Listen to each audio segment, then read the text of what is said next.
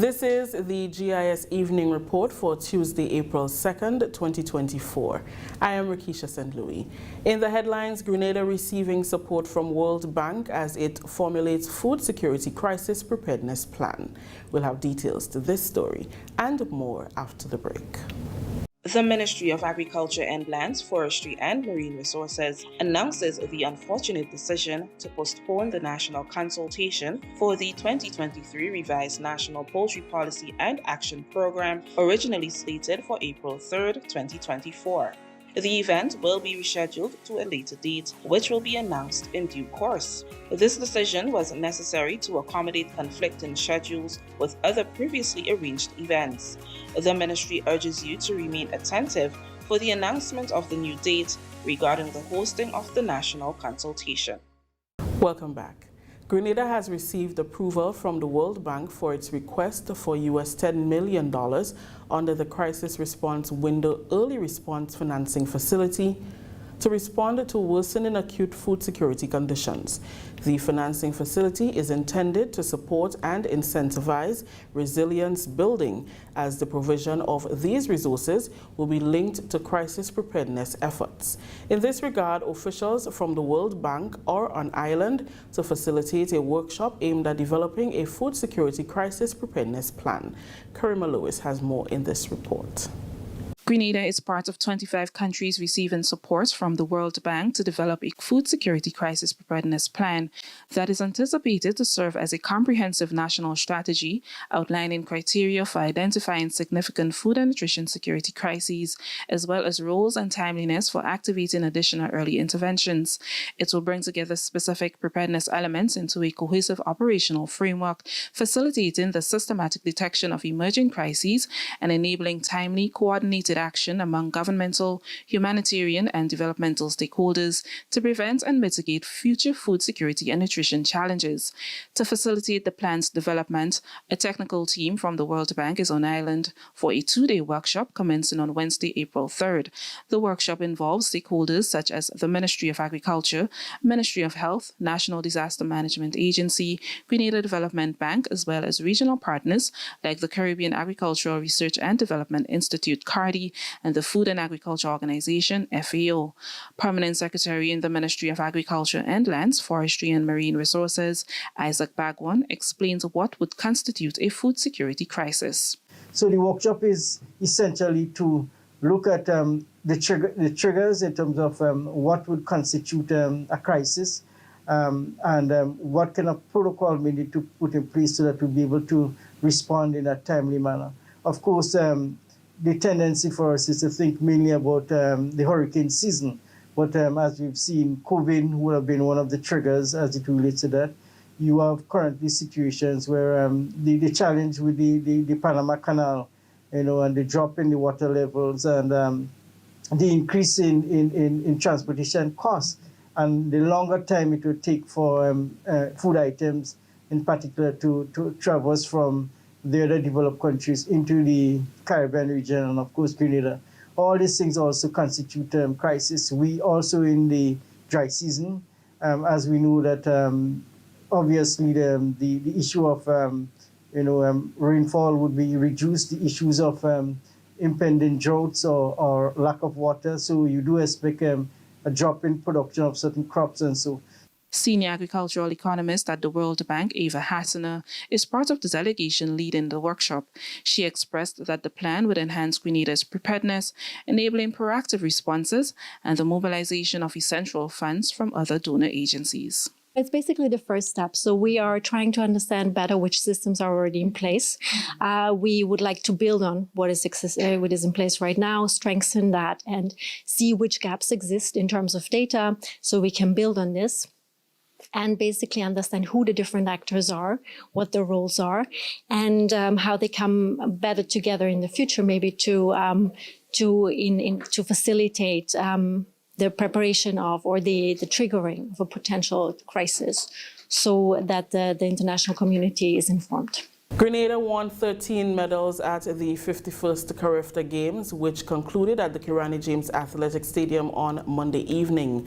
7 bronze, 5 silver, and 1 gold medal in what can be described as 3 days of exhilarating performances from the best junior athletes of the region. The talent showcased by the athletes got the attention of hundreds of supporters from across the region. Prime Minister Honorable Deacon Mitchell congratulated the athletes for their stellar performances on the track and in the field events. He says the level of determination showcased clearly demonstrates that the Caribbean has the greatest talent in track and field. What I've seen tells me we should be able to continue dominating world track and field for many, many years to come. So I'm elated that we've been able to host the games. We have 28 participating countries, so it's probably the biggest outside of the Olympics, the biggest track meet for youth athletes in the world. So I'm very happy that Grenada was able to host this as in the year that we're celebrating our 50th anniversary of independence. Prime Minister Mitchell said if our athletes are to achieve and develop in the many disciplines of sport, significant holistic investment into facilities and programs must be made. It's not just this facility. We have to invest more in the facilities in the rural areas as well, because a lot of our athletes do in fact come from our rural communities. And this is the only artificial track that we have. So we have to look at how we can ensure that they get the opportunity in the rural areas to experience at least some form of artificial track. But we're happy that this is here. It gives us an opportunity obviously to host more international track events. Need to, part of last 2 years we were not able to have the invitational. Part of it had to do, in fact, with getting the track relayed so that it would be at international standards. Now that we have it, we hope that the invitational can come back and we'll get the opportunity to expose more of our track athletes to international competition. He added that sports must be treated as the business that it is if we are to reap significant rewards from its investment. The same type of investment we make in tourism, in agriculture and fishing, we need to make it in sport. And I think we have a competitive advantage with the talent we have in sports. So we have to make sure that when we do things like lay the track, when we maintain our upgrade the stadium, that it gives us an opportunity to have all of the visitors who are here. Tourism is benefiting. We are able to sell our country. Our athletes are able to meet other athletes. Lifelong friendships are formed. So it's really an opportunity for us to ensure that if we invest more in sport, we give our athletes the better opportunity for them to compete regionally and internationally and to actually pursue this as a career. At the conclusion of the Games, President of the National Association of Athletics Administrations of Trinidad and Tobago, George Commission, was presented with the flag for hosting the 52nd Carifta Games in 2025. This is the GIS Evening Report. When we return, local Carifta medal winners pleased with their overall performance. Carriacou Maroon and String Band Music Festival 2024, April 26th to the 28th. Coming together to preserve and showcase our culture is who we are. Friday the 26th, Belmont at the Chapel. Early morning libation, 3 p.m. Saraka, 7 p.m. the official opening ceremony and cultural evening. Saturday from 10 a.m. Hillsborough Square. It's Strings in the City. Then at 8 p.m. we move to the Botanical Gardens for cultural explosion with local and regional performances featuring Touch, the band. Admission $60. Then on Sunday, it's the grand finale, Paradise Beach. From 12 noon, musical entertainment. And from 4 p.m., Paradise Beach Friends, cultural entertainment and live music. Admission $20. Come along to dance the quadrille and big drum on Paradise Beach every Sunday after the launch until the festival ends. Carriacou Maroon and String Band Music Festival 2024, April 26th to the 28th. Welcome back. Members of the Grenada Carifta team who were successful in making the winner's rostrum say they are pleased with the personal times clocked. GIS spoke with Annalisa Brown, who won bronze in the under-17 girls 800 meters, Jaden Calder, who secured a silver medal in the under-20 boys shot put, and D'Angelo Brown, who won silver in the under-20 800 meters. Well, my strategy is I take my time, keep up with the pack, and maybe about the next 200 try to pick up the pace, the 400 give it a little length, and the 200 sprints. It's not my best show, but it's something I'm grateful for, from having a little injury to my hand and coming back to the show and win silver for Grenada is a very big thing for me. What would you say has been your best throw to date? 17.96.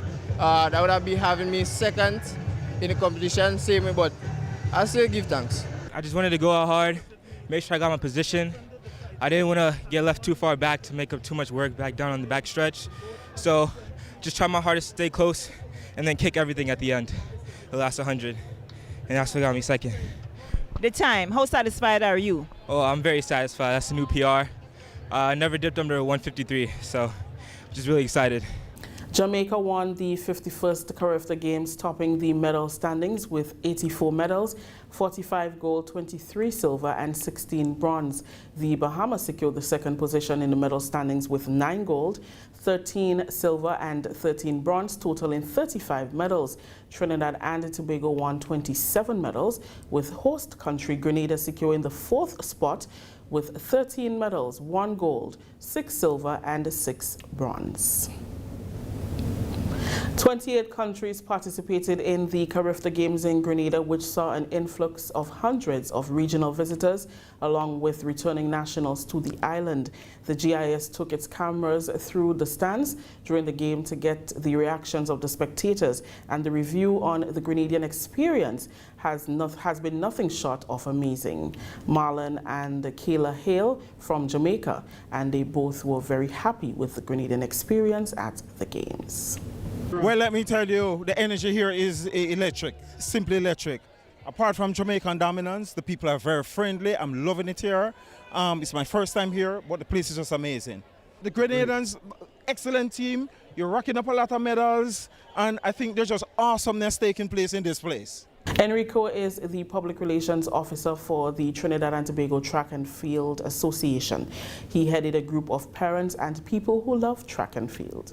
I mean, you know Grenada, you know it's love, it's a peacock, it's, you know, this and that, the banter, but the underlying love in the Spice Island is something you can't beat. We came here, we have been here about 6 days, right? We came to enjoy the spice rum and the different things. I don't know if children are listening, but we enjoyed so many beautiful things in Grenada. You know, the nutmeg, the history and so. And to enjoy the games, especially to see Team TTO doing so well. You know, it's a beautiful experience right now. Former veteran Grenadian radio broadcaster Harold Paisley was among those present at the Games who shared positive sentiments. On this third day, I'm telling you, I'm overly pleasantly surprised because I had 2 races. Annalisa Brown, I think, has a great spirit. What a race she ran. You will argue that she sprinted too early by the 200-meter mark, but then I guess that was strategy. But I think the Jamaicans were just stronger than her. But that is a beacon for the future for Grenada. She has the right temperament to go on and on.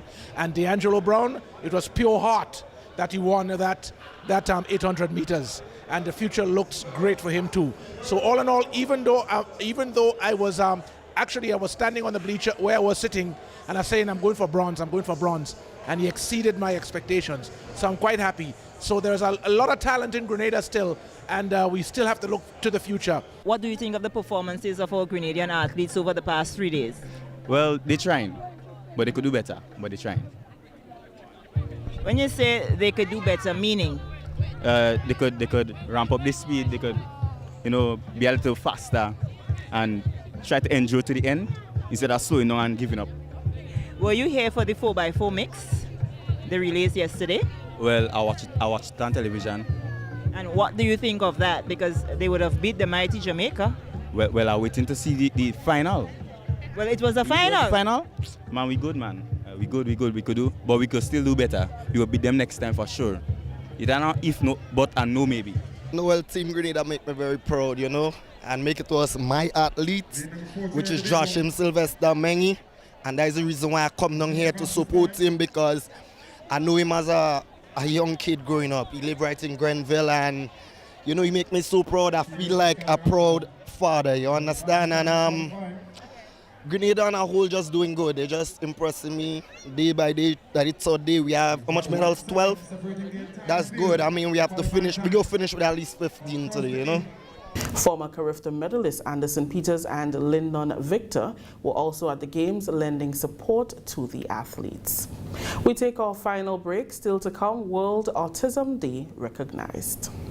I'm a VIP. I'm a VIP. I am VIP.